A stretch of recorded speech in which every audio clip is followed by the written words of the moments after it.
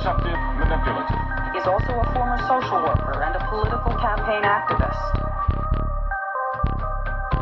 Some people in town say the base is run by aliens working with our federal government to conduct mind control and genetic experiments. I'm leaving. I'm glad. Thanks a lot, society, for railroading my ass.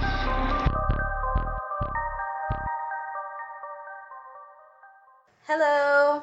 Welcome back to the Eerie Americas. I'm your host, Kristi Hull. This is Vicky Ayala. We decided to actually click record instead of talking for the next 2 hours, which is generally what we do when we start. This week, I'm sorry guys, our complaints, we live in New York City. We are complainers. That's just who we are deep down in our souls. Boy, did it test my patience. Yeah, this week was a doozy. It was a long... First of all, we were saying that this was a long week from, like, Tuesday. Yeah. Tuesday, I'm pretty sure you texted me, like, is it just me, or is this week is... No, we got into a group chat. We were all like, how is it still this early in the week? We could not believe it. Like, it's just been one of those weeks where nothing in particular went wrong. It was just, like, every minute felt like an hour. It was one of... And, of course, only at work, of course. But, right. like... Because as soon as I got home, the time flew by and it was time for work again. I felt like Peter Gibbons from The Office Space, which is like one of my favorite movies. He's like, every single time you see me, it is the worst day of my life. And that's what this week felt like. And there was really nothing. I think that's what it was. It was the monotony of nothing, you know? Like, and it's weird because, like, I had a rough week that eventually maybe I'll talk about. But other than that particular day, nothing really happened.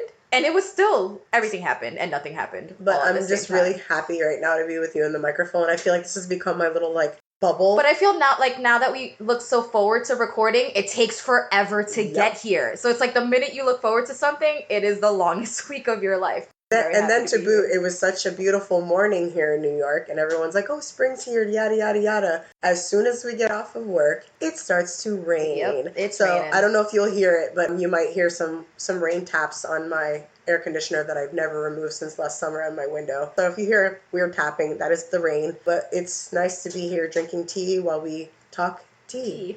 The only good thing that came out of this week is to try to get through it. I think I Netflixed a lot. Yes. And I know Kristi and I both finished the second chapter of The Chilling Adventures of Sabrina. Yeah, and I'll tell you, she knows that I am the harshest critic. Like, oh yeah, I am terrible. I'm like the Ebert of our crew. I hate everything. I do. And I am not... That's why you get along with Ryan so well, because you guys both hate everything. Yeah. Riverdale, that's not my style, but I really enjoyed Sabrina. I was scared I didn't watch it. Remember, you were like, what do you mean you haven't seen it? Because, like, I thought when I saw it, I was like, ugh, they're redoing another part of my childhood. I wasn't a Sabrina the Teenage Witch fan growing up, but my sister was. This was the early 2000s, so you had one television. No one had, like, whatever your siblings were watching, you watched. So I watched a few episodes. Some made me laugh. It's completely different. It's great. I totally underestimated it too, because I was just like, why remake something that all the actors are still alive that did it? Like, I'm very big on stop remaking things when everybody's still young that did the show. But I feel like this is, like, I get the difference now between a remake and a reboot, because this was definitely a reboot, and I have to say that I really enjoy it. I know some people don't really like the darkness. I happen to love the darkness. Needless to say, we're hosts of the Eerie Americas. I love the darkness. We love the dark stuff. And we love the devil. Yeah.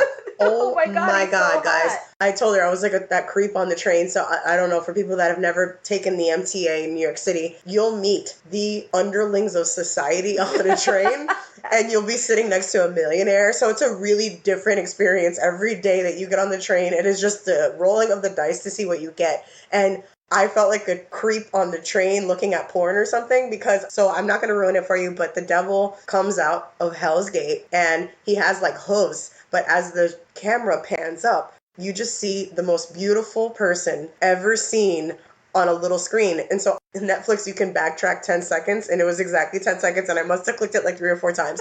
No, anybody who was next to you on that train definitely thinks you're a pervert. Well, I got lucky because I was sitting next to like a toddler who couldn't see what I was watching, and then I was on the end. So unless the guy who was leaning against the door was checking out what I was checking out, I think I'm solid. But besides that, I honestly really enjoyed the show. It'll be on a recommendation since we talked about it for sure.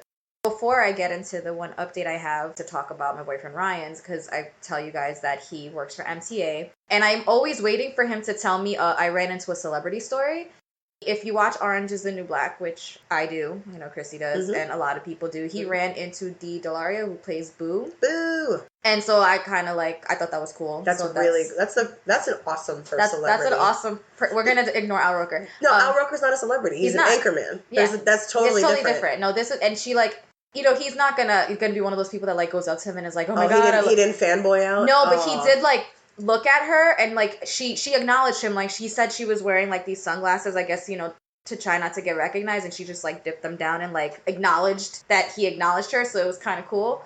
I was like, if anyone's gonna acknowledge you, for her to do it, I think that's pretty awesome. That is really cool. It's awesome that she takes MTA, because celebrities do take MTA, and I've never run into one, so I'm like, why don't I ever see Keanu Reeves on a train? But I actually have an update for you guys. I know a couple of episodes ago I did the episode on Gypsy Rose Blanchard. There's an update. Apparently, Gypsy Rose got engaged while in prison. How did they meet? Yes, I know you wanted to ask me that. They met through a pen pal program. Of course they did. So but you know what? At least he didn't hit her up after the act and started one of those weird creeps. Yeah, you know what I mean? But that's my concern with those things, because a lot of these people they're just weird and obsessed with the crime. And I still think she needs major therapy. She's still very vulnerable. And I'm like, I hope he's not taking advantage of her naivete. Yeah, that's it. Okay, cool. I'm sorry. I suck at English. That's it. But I just hope he's not taking advantage of that. Does that through a pen pal program. I read a couple of different articles to see if they gave a name and stuff. I guess she's trying to keep it kind of private. Makes sense. Nobody really knows about it. But yeah, so for anybody who is in one of those weird relationships where the guy can't text you back, you let him know that Gypsy Rose got engaged while in prison. He can text you back. Apparently, he didn't write to her with that intention. I guess it was just a friendly pen pal thing, and they just started talking a lot, and it turned into something else. I hope that's what it is, and it's not someone just trying to take advantage of a young girl. But yeah, that's our date. Wow, I'll post one of the many articles up on the website also. I also have a super great email today, because it's from Kristi's mom, and I'm gonna read it. This will be a very dramatic email, but in a great way. So I read it. I got chills. I'm very excited to read this.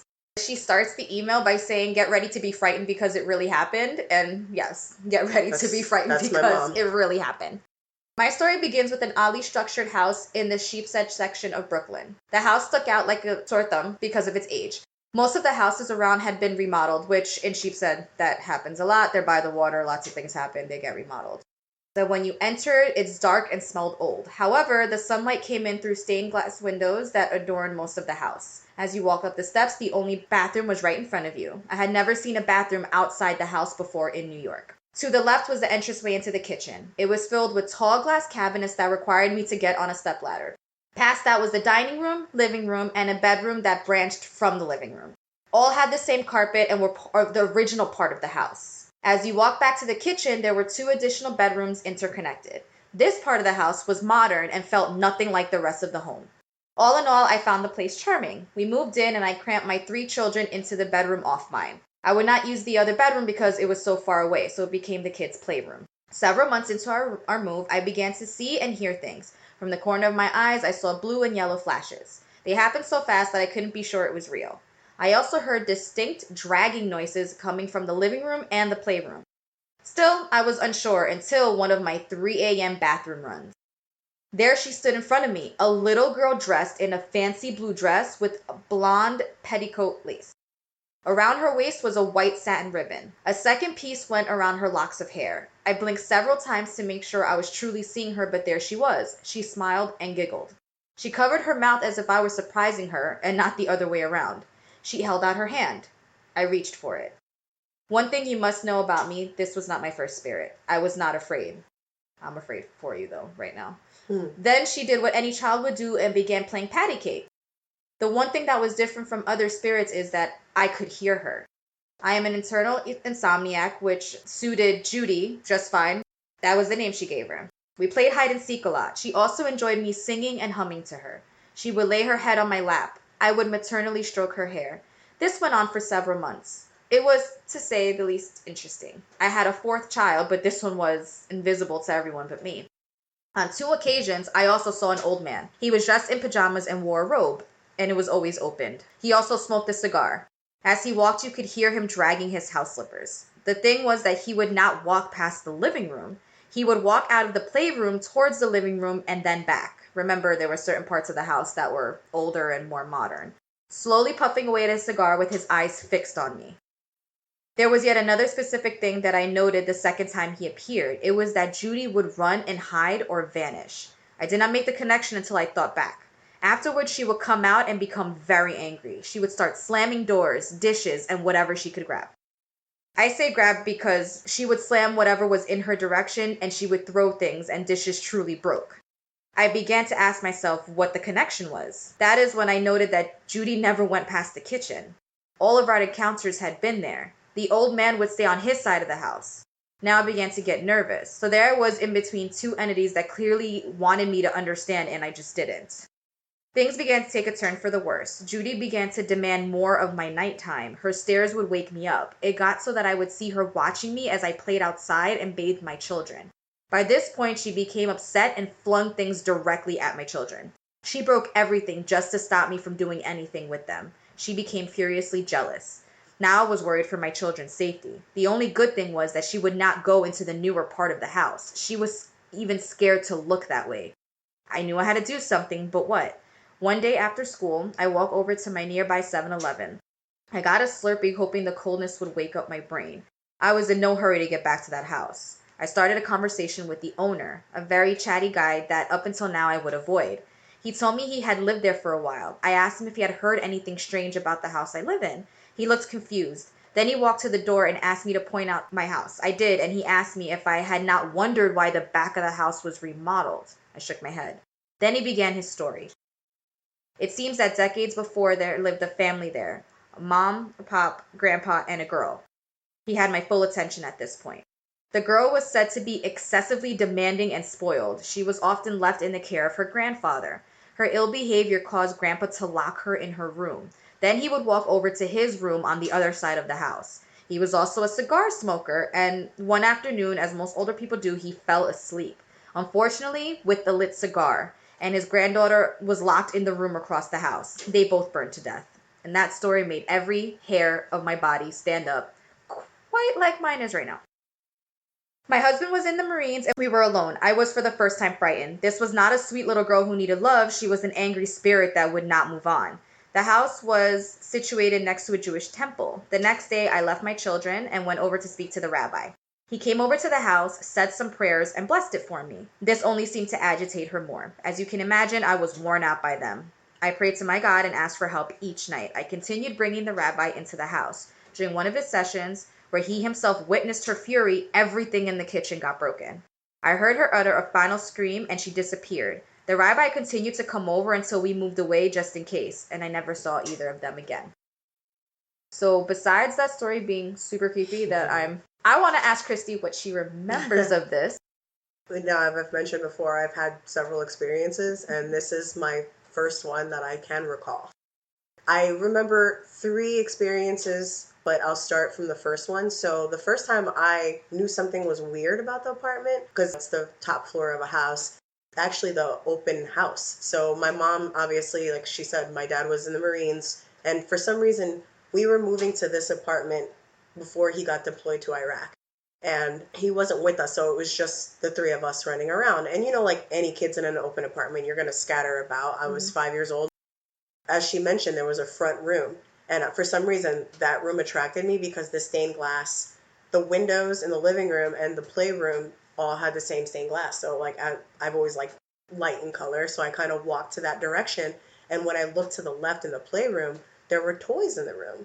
I remember porcelain dolls. I remember teddy bears. I remember it was like a very attractive room, but the rest of the house was empty except the room with these toys. The door had, those doors, it's slit in the middle, like kind of square, like a box. Right. So it looks like there used to be a mirror or something there, but it was actually just like an open slit part of the door. And I was just small enough where I can kind of go through that without physically opening the door. So I slit through the door and I went to the other side and I was reaching for the toys. And because I'm 5, I wanted to play with the toys. But something told me to turn around. So before I reached for the toys, I'm looking where I had walked in and now the door was closed. So I don't remember opening the door. I just remembered walking through the door. So suddenly I start to panic. I don't care about the toys anymore. I couldn't figure out how did I do this? So I'm starting to panic, and I'm calling my mom, and the door kind of wobbled in this weird way where I can kind of see through it. So I started to get a little even more scared. So it looked like something was coming through the door.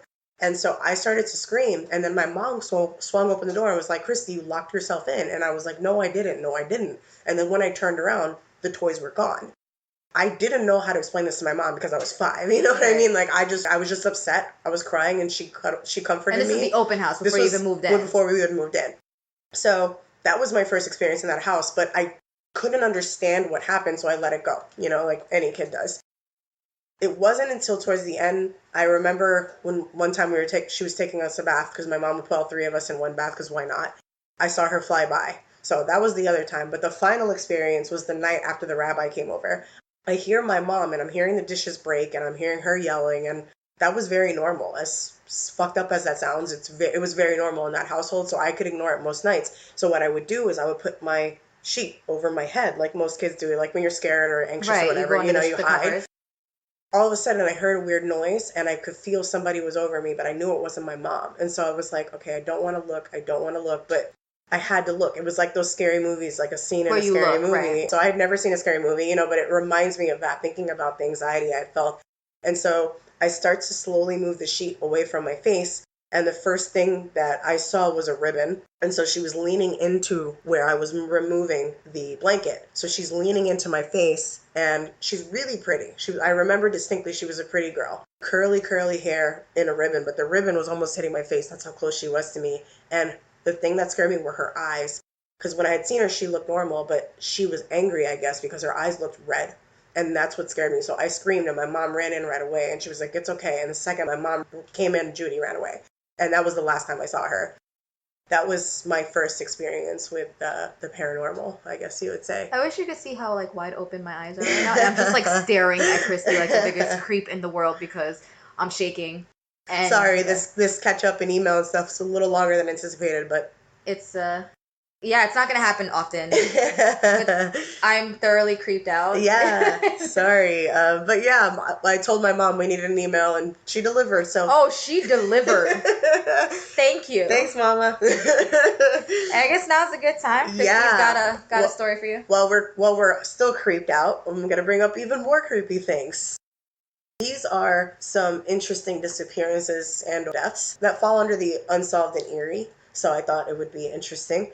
This is the case of Eliza Lamb and Janetta Palma.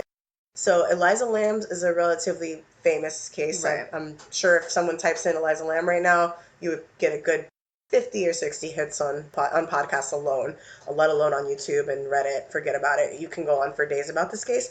But Janetta Palma is actually a New Jersey case in the 70s that's a little less known, but I'd say almost equally as interesting and equally baffling. So let me get into this. Disappearance and deaths are an unfortunate reality of our world, with thousands too many taking place each year, a large percentage of which go completely unsolved, and the clear majority of these disappearances and untimely deaths are usually women. The following 2 stories are unsolved cases that sound more like a plot to a Hollywood horror movie rather than what we know as real life. Today we will discuss the cases of Eliza Lamb and Janetta Palma. First of all, what the hell happened to Eliza Lamb? That's generally what the first question always is. The mysterious circumstances surrounding her bizarre death and the unnerving evidence give way to too many theories, both possibly logical and the other unscientific. I think that's what freaks me out. Nothing I've ever heard about this case was logical. But without any new information coming to light, we will never know. And that's just the reality. The abnormalities surrounding the ultimate untimely death of Eliza Lamb makes for one enigmatic case. Eliza Lamb, also known by her Cantonese name Lam Hoi Yi, was a 21-year-old Canadian student studying in Vancouver, Canada. She was a smart, vivacious, and bubbly woman who just went for it when it came to life. On her Tumblr, she stated, quote, "Every now and then, I do something entirely impulsive and reckless, like tell a guy I just met I like him," unquote. So, pretty funny. She did suffer from bipolar disorder and had multiple prescriptions with her, including while on her trip. This is an important point to theorists out there, so something I thought that we should bring up. Gotcha. In January 2013, she embarked alone on what she intended to be a tour of numerous cities in Cali in the United States. Her plan was San Francisco, San Diego, Los Angeles, and Santa Cruz. As mentioned, she had an active Tumblr account and even posted on January 26, 2013 about going out tonight while in San Diego. So she was comfortable enough to venture out, implying she was having a pretty good time. Like, I don't know a lot of women that travel alone and willingly kind of go out on their own. So yeah, that's actually, it's always been a dream of mine to do it, but I don't know if I can. I've never gone on a trip by myself. It would be interesting for sure. So I give her props for that. January 27th, it appears that she had lost her BlackBerry cell phone at a bar. I remember BlackBerries. I remember them too. She seemed deeply disappointed by this. However, despite the setback, she continued to communicate daily with her family in Vancouver, so they were able to stay in touch with her. Okay. Eliza checked into the Cecil Hotel on January 28th and was scheduled to check out on February 1st. Now, for those who might be unfamiliar, the Cecil Hotel is in a location that is known as Skid Row in LA, where drug use, homelessness, there it is, are prevalent, and the hotel itself has a gruesome past that we will definitely dissect later. Hotel staff said she was alone the morning of her disappearance. On her 5th day of traveling and sightseeing in LA, Eliza was officially last seen on January 31st at a bookstore called The Last Bookstore in LA. We know this because she spoke to the manager of the nearby bookstore, the last person to reportedly see her alive, and she described her as, quote, outgoing, very lively, very friendly, having come in to buy even gifts for her family. This is an important part for me personally that I will bring up later on. January 31st, she ceases all communication and is last seen in the hotel lobby. When her family didn't hear from her, they went down right away to LA to report her missing and look for her, as they knew this was completely uncharacteristic of her to just right, because you said she contacted them daily, right? She lost her cell phone and she still contacted them daily. So they knew something was up. So we'll fast forward to February 6th. The LAPD holds a press conference and they ask to help with Eliza. Cops could not check every room of the hotel because the law prevented it. There's some laws, I guess, against going into people's hotel rooms. They didn't have, if somebody's missing? Yeah. They did not have enough, quote, proper cause. And that was the whole justification for... So someone missing is not proper cause? I guess not. The cops, however, did push back legally as much as possible and were even able to help get dogs on the roof to help search for Eliza, and they had found nothing. So they were trying to find her scent. So that was probably the closest thing they could come to it legally, which, was pretty smart on their part. February 16th, the police released a surveillance video of what is known as the last known images of Eliza. It shows her peeking in and out of the elevator, hiding in the corner, pressing multiple buttons, and erratically gesturing her arms and contorting oddly, as well as a sort of dance in the hallway outside the elevator. It's really weird. That's very strange. She then exits the door, and the door slides closed before the video ends. It's definitely weird stuff. If you haven't seen the video, I would recommend it. It's really odd. On February 19th, 2013, it was this day that guests in the hotel room began to complain of a strange tasting discolored water and low water pressure in their room. So employees were called to investigate the plumbing of the building. This led to a gruesome discovery in the water tank of the roof of the building. Inside one of the tanks, floating naked next to her clothes and belongings, was the partially decomposed body of Eliza Lamb. Oh, God. Based on the decomposition, Eliza had likely been there since the night of her disappearance. Oh, wow. So she was killed right away, probably? Probably. But how the hell did this tiny slip of a thing end up in a water tower? And that's always been the big thing. It's like, how does this person end up on the roof of a building, let alone inside the water tower? And remember, the dogs were there. So that if she was killed that quickly and that night, why didn't the dogs pick that scent up? A lot of this led to questions more so than answers. Was she killed and dumped in the water tower? Was it suicide, accidental drowning, or was she hiding from something we couldn't see on that video? And that's been the big, large debates. Creepy parallels can be drawn between Lamb's sad demise and the Hollywood horror film Dark Water. Do you remember that movie? I do, but I think I've only seen it once. Okay, so in case you didn't, I wrote it down. The film follows the tenants of a building who experience black water coming from their taps and other eerie phenomena, culminating in the gruesome discovery of the body of a girl decaying in the rooftop water tank. Weirder still is that movie was released in 2005. So after. Eliza died in 2013. So that was 8 years before. Yeah, so 8 years prior, this movie had eerie parallels to this. So that was one other thing. So these are the kind of strange facts that lead to weird questions. The facts More they questions even have, than answers. right? Yeah. And the facts they do have, what is going on in this case. So the autopsy found no evidence of trauma, sexual assault, no traces of illicit drugs, no evidence that Eliza had even attempted suicide. The coroner listed the death as an accidental drowning. The water tanks in questions were propped up on cement blocks and could not be easy to access and had heavy, difficult to displace lids, which were found closed with the body inside. So even if she somehow committed suicide, had it gotten closed? Right. Was her inexplicable behavior a result of the manic phase of her bipolar disorder? And that's always been something they ask. The first obvious theory is that Eliza was suffering from a manic episode. There's this thing called psychomotor agitation, as she displays in the video, especially with her hands. Psychomotor agitation is defined as, quote, a series of unintentional and purposeless motions that stem from mental tension and anxiety of an individual. This includes pacing around a room, wiggling one's hands, uncontrolled tongue movement, and other similar actions. So that's their explanation for how she acted in the video. Right. Okay. Psychoagitation is a symptom of mania. This cannot be proven, and as far as medical records show, she had never experienced this prior. And I'm assuming that if she managed it, she was probably on meds, and she was on her meds, she shouldn't have had a manic episode. You're thinking right here with me, friend. Just evidence alone does not prove it, but it does strongly support results of the toxicology report, which state nothing other than her trace amounts of medications were in her system. Officials suspected that Eliza may have been sick with tuberculosis, since there was an outbreak around the time of her death that affected thousands of people in the area near the Cecil Hotel. Weirdly enough, to tests to identify tuberculosis, the test is called LaFlamme ELISA. Yeah. But Lamb's autopsy showed no evidence of tuberculosis in her lungs. Others speculate that Eliza could have been under the effects of something like a sleeping aid, which could explain her bizarre dreamlike behavior, but Lamb's toxicology, again, found no trace of anything, drug or alcohol.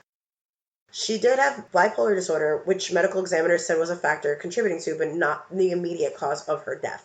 As far as her family knew, she was on 4 meds, Wellbutrin, which is an antidepressant, lamotrigine, an anticonvulsant, quetiapine, an anti-epileptic and mood stabilizer, and venlafaxine, prescribed for major depressive order, generalized anxiety disorder, panic disorder, and social phobia.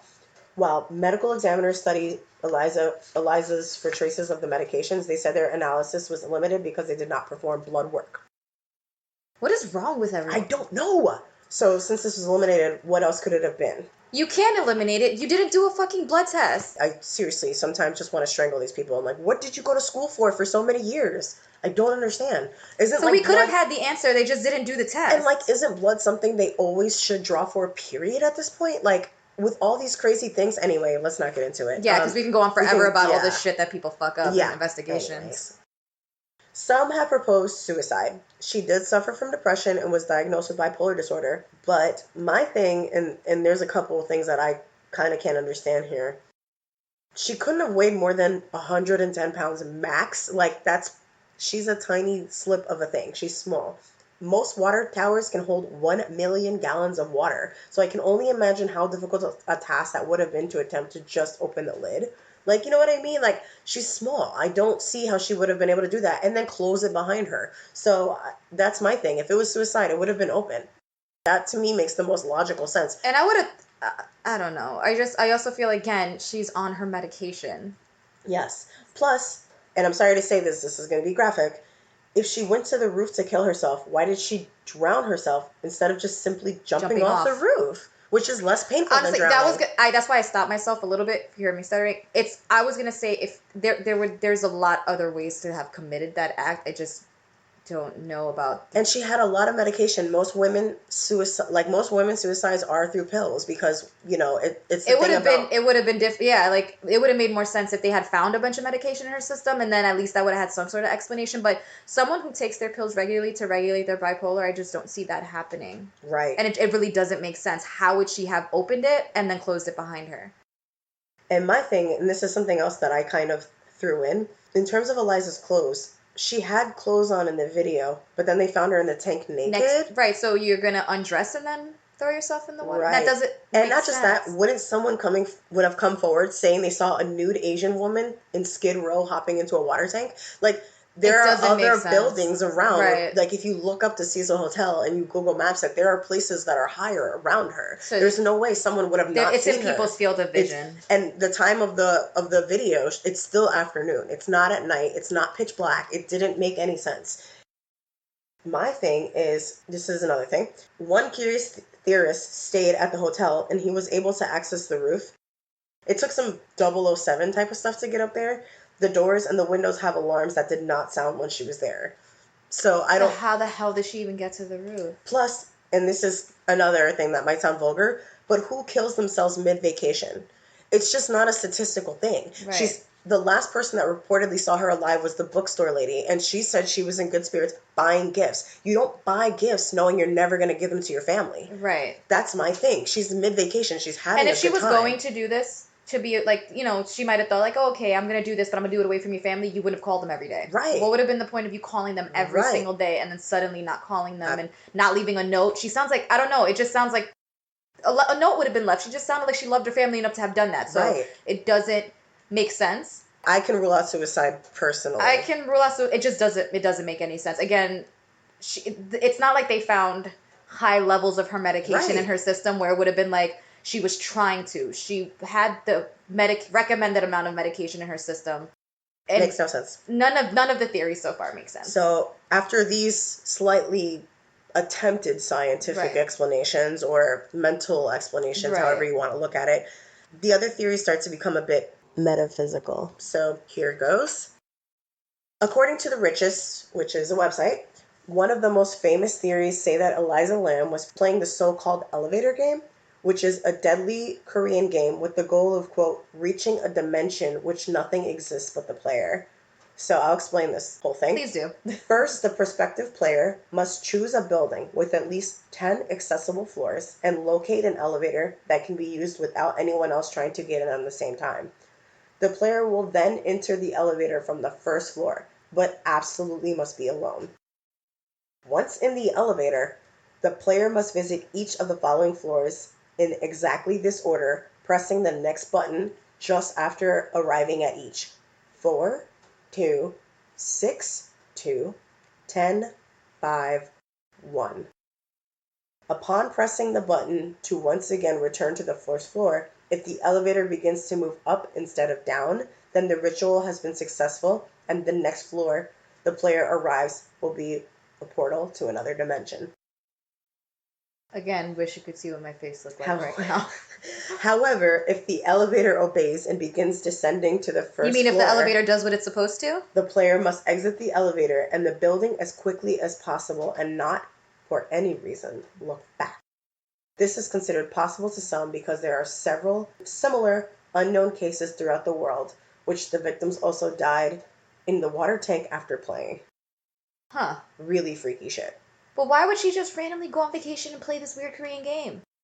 And not only that, I was looking into, I forget which site because I went through so many, and someone had pointed out something that I thought was really wise. If you watch the video, doesn't have her glasses, which was a big thing. Like I guess she needed them to see all the time. I don't know if she wore contacts. Somebody who needs their glasses all the time. Yeah. You don't just walk around without them. I believe it might have been on YouTube, someone had pointed out that she was only hitting the floors in the middle because I believe where she was staying, it was one of the middle floors. So she probably couldn't see the buttons That was what somebody had mentioned as well. It doesn't sound like the Korean game because she wasn't clicking the right number. She was clicking erratically down the center trying to figure out, and she was really close in the video to the elevator buttons. So somebody pointed that out, which I thought was logical, but I also found it very chilling that other people have been found in a water tank after attempting this game. So it was worth mentioning, for sure.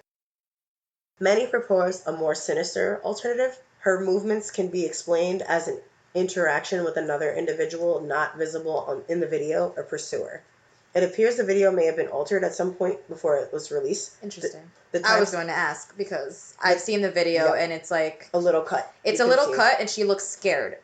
The timestamp is obscured. Some parts of the video appear slowed and nearly a minute of footage has been subtly removed mid-video. Disturbingly, Eliza's blog remained active for many months after her death.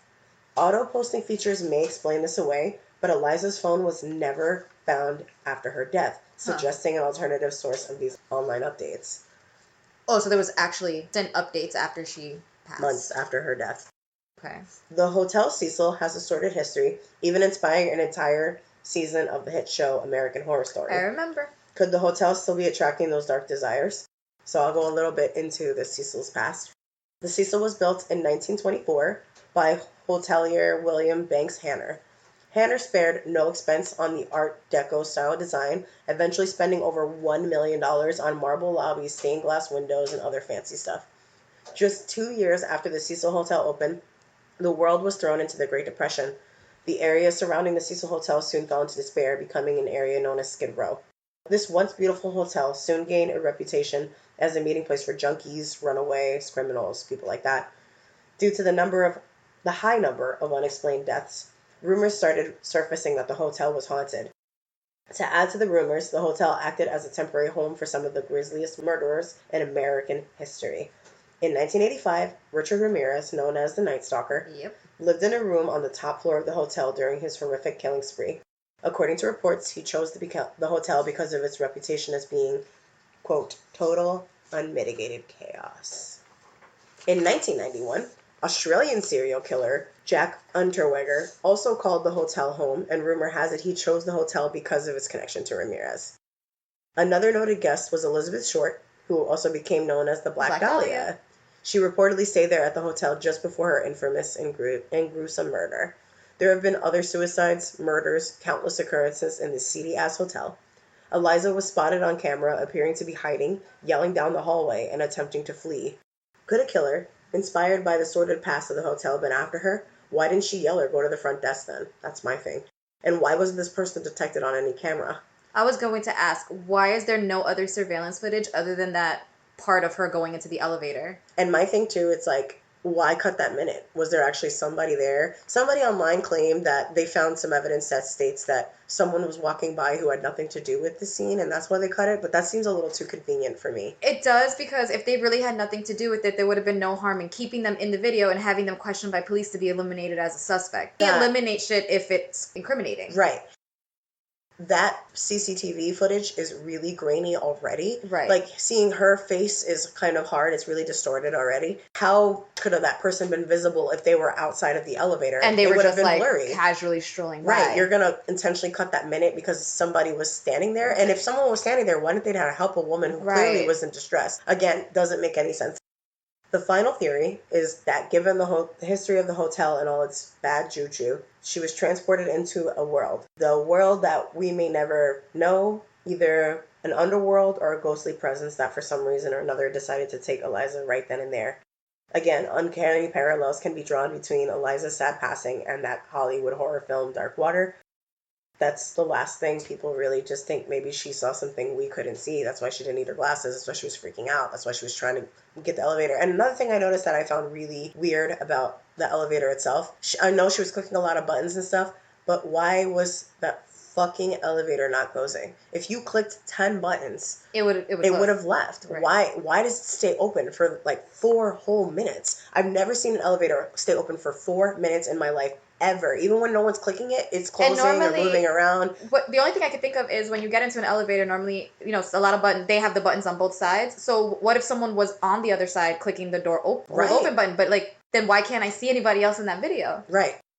Do the police know more than they know? Hiding things from the public? Will Eliza's case ever be solved? Or did all answers end with her in that water tower? I think all answers ended with her in the water tower and the fact that they never collected blood to see if anything else was in her system. Yep.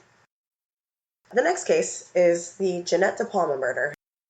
With the details of this murder being so horrific and grisly, residents of the Springfield Township in Union County, New Jersey, were racked with fear at Jeanette De Palma's death. Many refused to go on record with the details of the murder, preferring to stay anonymous to newspapers and magazines covering the details, even decades after the fact. What's also curious about the murder is all the conflicting reports from the local police. Many have stated that they didn't feel comfortable going on record with details of the case, which is extremely unusual for a police department. Right. What might have happened in this case that would leave such a lasting, fearful impression for an entire population of people, you may ask? The Jeanette De Palma murder is an extremely curious case, especially for a case that has so little development in it, even 45 years plus later. From the details that the public know about it, most people, police included, believe the murder is directly associated with a cult occurrence, possibly by Satanists, but most likely a group of witches, according to local Jersey residents. Jersey. Dirty Jersey. Weird New Jersey, always. New Jersey's weird, period. Yeah, sorry. It's weird. It's a fact. There is a website called Weird New Jersey. I mean, there is also Weird US, because let's be real. Because we're weird. But... But yeah, that is the devil's armpit, New Jersey. That's what I would call it. Anyway, Jeanette. That was Kristi. If you want to hate somebody, Kristi said that. Okay, so facts about Jeanette De Palma. Jeanette was a 16-year-old student attending Jonathan Dane High School. She worked at a clothing store called Sealed Fonts. Okay.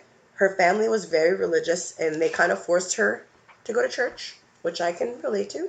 I can relate. I got forced into Catholic school. Yeah. She was still religious, but had a streak of rebellion in her, as her friends quoted, saying she had a bit of a, quote, wild side, but generally was a good girl. To be fair, though, what 16-year-old American teenager isn't a little wild? Like, I think that was a very general thing to say. What weren't we doing at age 16? Please. It was August 7th, 1972. Jeanette came home from school and told her mom she was going to see a friend. She would need to take the train to get there, and her mom thought nothing of it until Jeanette didn't come home. The cops were called, and it was discovered that she had never made it to her friend's place. The assumption was, as normal old school police habits was, that she was just an emotional girl who ran away. Oh, was she hysterical? Yeah, of course she was. She's just an anxious, angst teenager. So, of course she ran away. That's what it was. And not to her friend's house, just into oblivion. The cops didn't want to do much, which even the general population now knows. The 24 to 48 hour timeline is crucial. So the fact that they missed that was a huge, Of course. huge fuck up on their part. Thanks a lot, Jersey. She was still missing for 6 weeks. Then eventually the cops took the reins and started actually doing their civic duty, aka their job, and started search parties. Oh, after 6 weeks? How nice of them. They could not find a thing. Well, no shit, because you waited 6 weeks. Yeah. On the morning of September 19th, 1972, 6 weeks after her disappearance, a dog out for a walk with his owner in what is known as the Hoodale Quarry, which is in or near this person's backyard. His dog returned with a right arm in its mouth. What? That was badly decomposed, and of course he called the police right away. So he let his dog out for a run, and the dog came back with a decomposed arm in his mouth. Oh my god. Wouldn't that be the worst thing if Lena ever did that to you? Like if your dog did that? I would have a fucking shit fit. Yep. And my dog would probably, honestly, my dog's stupid. She would probably try to eat it, but... Oh, sorry, Lena. I love her, but my dog is so dumb sometimes. Anyway, the right arm was eventually matched with Jeanette De Palma. Oh my god. The police arrived at the scene of the man's area, and it led the cops to a ridge, which is known as the Devil's Teeth. The devil's what? Teeth. Oh, I thought you said teat. I'm like, ooh, what? Ooh, the Devil's Teeth. So that's where she was found. You know, you shouldn't really name things shit like that. Nothing good can come of a place that you name the Devil's Teeth. Very true. But New Jersey does that. So she was found at the Devil's Teeth, where they found the rest of her body face down, clothing on, and her remains showed no signs of how she died. No bullet wounds, no knife strikes, no drugs around or in her body. There was, however, an unusually high amount of lead in her system. Lead? That's Lead. such a random thing to be. A mineral. The Devil's Teeth is a ridge that is especially hard to access, so the firefighters had to back the fire truck into the scene of the crime and lift her body up and out of the ridge. So it's not an easy place for you to locate. Someone has to put you, know where it is and then put you there. Right. Coroner stated that he could not find a cause of death. The guess was strangulation, but it could not be verified. The official death certificate is marked as unknown, but police treat this as an unsolved homicide. The location of the crime scene and the limited amount of people that saw the scene kind of led to a lot of local rumors that spread very, very quickly in this community. Police were very quiet about the case. As a result, the dark rumors consumed the entire case. So from then on, it was just tainted. Yeah, silence is never a good idea. People just start running with little information. And with the Devil's Teeth, with the dog finding the arm, it's a creepy introduction. You can do so much with that information. Right. The first rumor was her body was found inside a coffin-like structure with crosses made of sticks around her entire body. That's a big leap. One other rumor was that dead animals were hanging in trees nearby on strings and some in jars. Okay. From there, the black magic rumors began. One rumor was that the murder was done by a coven of teenage witches that were in the area. Sure. Another account was about the company she kept. Someone kept saying that the rebellious streak in her may have led her to fall into a more untrustworthy crowd in the months leading up to her death, but a lot of other local residents remember her as a quiet church-going girl, so they suspect she may have either been at the wrong place at the wrong time. So, bunch of mixed rumors once again here. I get a little rebellious streak doesn't lead to being found dead in the devil's teeth. I mean, I was rebellious too. Or joining a bunch of teenage witches. Right, like I didn't join a coven. I just lied to my parents. Like a normal teenager. Like a normal teenager. One thing everyone could agree on was that this town was terrified. Nobody was talking about it, including the police, which left even more people on edge. I'm going to go back into a little bit of history here. 300 years before this, the Salem witch trials had occurred in Massachusetts, and the idea that many Christians believed that the devil had the ability to grant certain people certain powers in return for their loyalty. One minister's daughter started acting erratically, throwing fits and contorting her body in an unnatural way. Many other young girls began experiencing the same symptoms, one girl even stating that the devil came to her and made her serve him. This unleashed a paranoia that went down in history and led to the execution of 20 women and girls. Although this was 300 years after, people still didn't really know how to react to these type of rumors, so they dealt with it by not talking about it. That's how you handle shit. And let's think about it. Whatever came of those witch trials?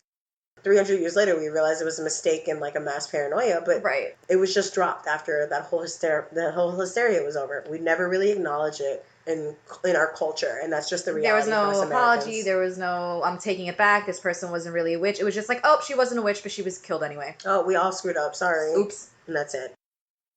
When Jeanette was found, there was a question as to the lead in her system, and so I did some research and I looked up what lead symbolizes in a mystical sense, just because I was like, maybe I can figure out a connection there. Governed by planet Saturn, lead has dark connections and is related to death and transformation.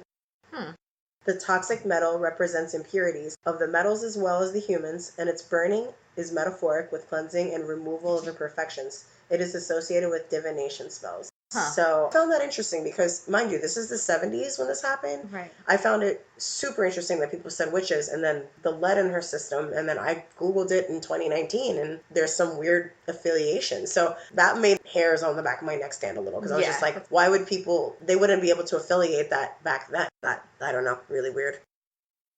If you're doing any work that involves communication with the underworld, lead is the most perfect metal to use. So the coven theory has some validity at this time. However, more information eventually came out that was less sorcery based. There came a story of a man named Red, a man who lived in a rundown shack by the scene of the crime. A tipster stated that they saw a man fleeing from the woods and managed to track him down. Red worked as a caddy at the local golf course. Red was a potential suspect in Jeanette's murder after being interviewed by the cops, but was never arrested nor charged with anything. However, something spooked this man so badly about the murder that soon after the police interview, he left Springfield forever and was never seen in town again.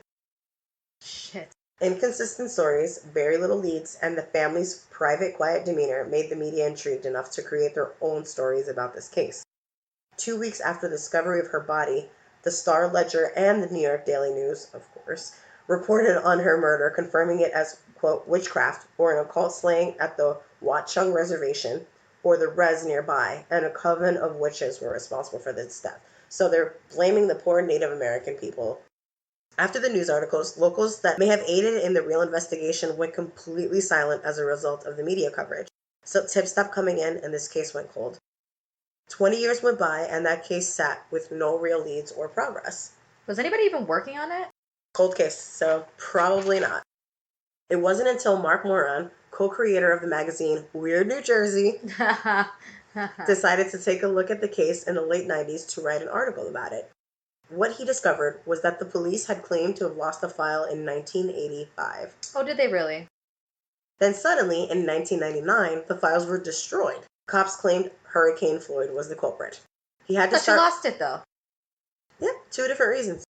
He had to start from scratch like a detective to get all the facts as best as he could. Locals Mark approached seemed too frightened to talk about the case. Even 20 years later. 20 years later, yes. They wanted to remain anonymous or have their names changed when he wrote about the case, including the cops who were helping him. That's kind of crazy. Yeah. I can understand, like, local people not wanting to say something, but once the cops want to change their name, that's kind of a little crazy. Totally.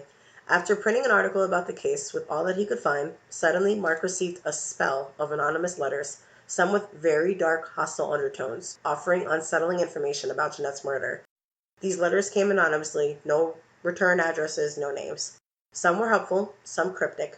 Some talked about Jeanette as a person, or some theories that supported the occult theory. Some people even blamed the police and called it a cover-up. The daughter of a woman who was worked with Jeanette came forward in a letter stating, quote, "My mom's brother was a cop at the time, warned my mother about going to that area again, and that they found arrows carved into the trees showing the way to the body. The dead animals were hung there and also at the Watchung Reservation shortly after, which is a known satanic site." End quote. Another letter stated the following, quote, "I was a younger teenager when the discovery of Jeanette De Palma happened and lived in the next town. About 2 years prior, there was much talk in my school about a cult in the surrounding area. They were known as the Witches. They must have let it be known in the area that they planned to kill a child on or about Halloween, either by kidnapping and sacrificing them or by poison. I remember being anxious about this because I went to go trick-or-treating in those days." End quote. And then another later stated weird things happened in this town pre and post Jeanette's murder, and that it would make sense the Springfield police didn't want the town's reputation to diminish because of cults and witches in the area, and the writer even claimed to have witnessed a sacrifice his or herself. Oh, wow. The person went to the police and reported it, but nothing was ever done after that. It was never ever mentioned on TV or in the newspaper, but they were adamant they saw it. Mark Moran teamed up with a coworker named Jesse Pollock and wrote a book called Death on the Devil's Teeth with a ton of their finds and discovered a possible connection to more murders. So this to me makes a little bit more sense. Yeah. A relative of another girl murdered named Joan Kramer reached out and explained her theory that the two cases were connected. It was another murder 16 minutes away from Springfield in the same month and the same year as Jeanette's and the same M.O. Joan was found a few weeks after Jeanette, strangled and face down in a wooded area. This sprawled into looking into the murder of Marianne Pryor and Lorraine Kelly, two murders that occurred 2 years after Jeanette. Both Marianne and Lorraine's body were also found in New Jersey, in a wooded area, face down, sexually assaulted, beaten, and strangled. This was only an hour away from where Jeanette's body was found. Sounds very fishy, but does make more sense. Totally makes sense. And in the 70s, again, they didn't know what a serial killer was. Right. Based on all the new info, writers surmised a new theory that this was a serial killer and no one linked them together because of the witchcraft rumors. Not only were their MOs the same, the girls looked very similar to one another. Caucasian, thin, young, attractive brunettes with hair parted down the middle, Ted Bundy style. Oh, Jesus. Aged between 16 and 24, all face down in wooded areas, leaving them to ponder witches or serial killer rituals. The killer is also seriously narcissistic, leaving the bodies in an area where they will somehow be discovered. They wanted the bodies to be found, like he was fucking proud. That sounds like serial killer to me. Yep.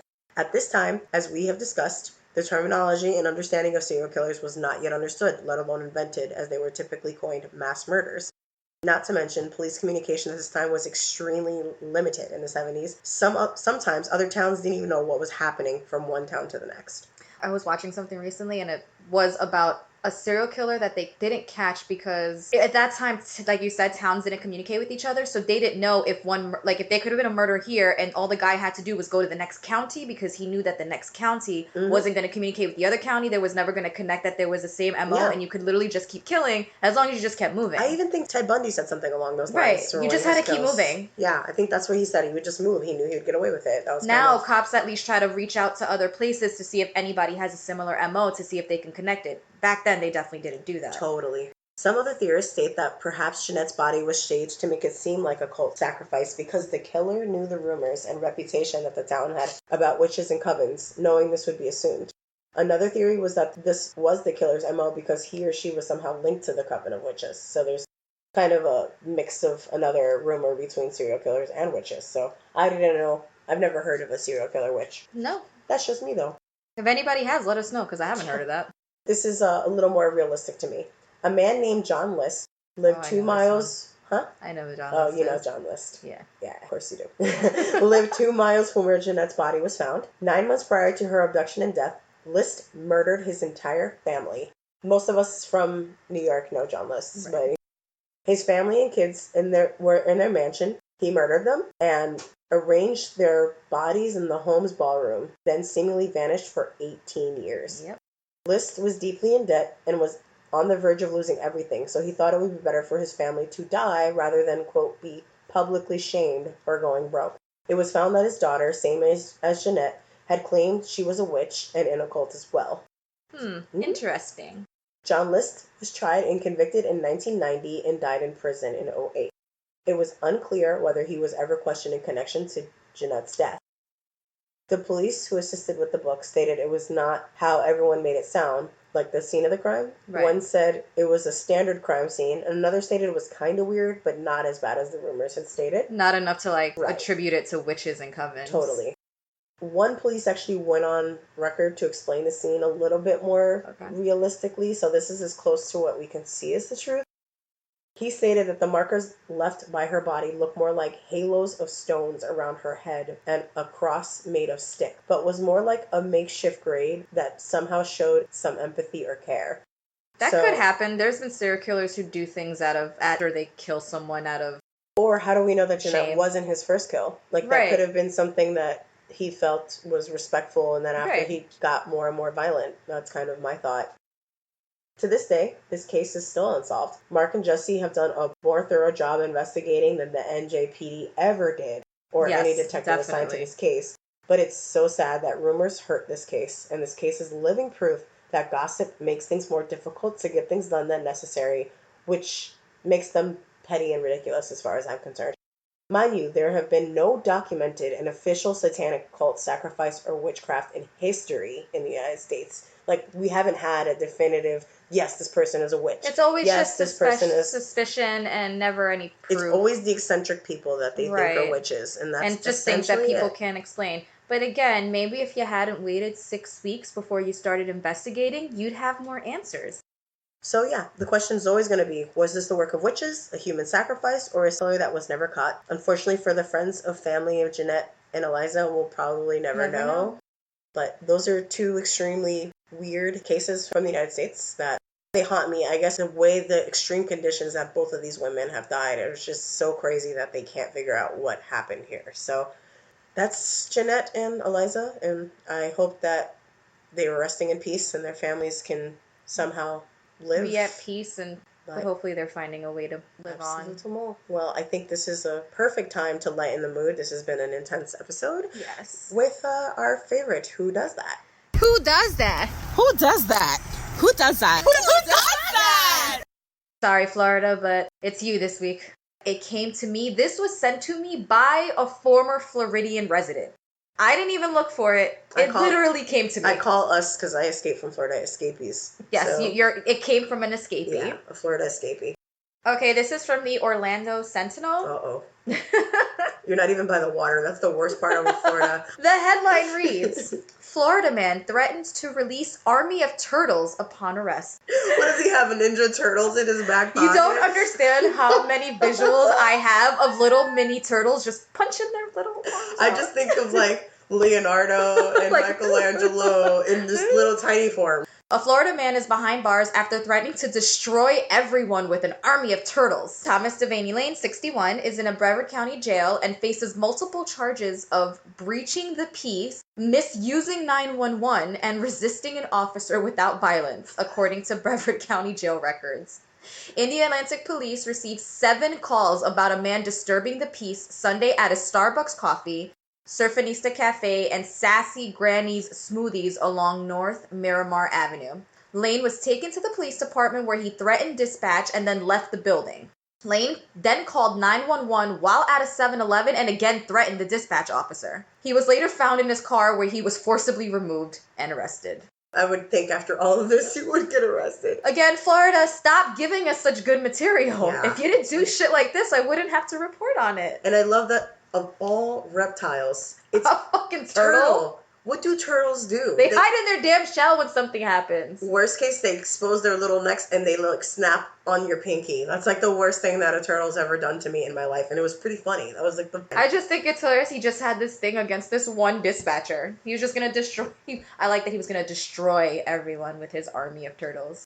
See, they would have felt really stupid though if they went to his like apartment and really found an army of turtles. Well, it's easy to collect reptiles down there, so I can Like, you could see have been, you're in Florida, could it be an army of like alligators? That's what I'm saying. There's way more intimidating animals there. Yeah. That's literally all that the article said. Yeah. So it's just this guy that at 61 lost his shit and like threatened everybody with turtles. Yeah. I mean, I'm guessing because he like kind of went crazy at a Starbucks and a bunch of other places. Sounds like he was probably a little off. Maybe suffering from dementia. Maybe suffering from something and some grand illusion that he has an army of turtles. Splinter's kids. Master Splinter. He thinks he's Master Splinter. Yes. And I've been laughing about this since it was I wonder if there's just like boxes of pizzas in his apartment for his turtles. Florida, bless your tiny little hearts. Like, seriously. It's just, you just make it so easy. That's our episode, guys. I hope you enjoy it. Keep on listening, subscribe, leave us reviews. Email us if you have any crazy stories at theeerieamericas@gmail.com. We also have an Instagram. We respond to you. Instagram, Twitter, Facebook. Stay weird, Americas. Bye. Bye.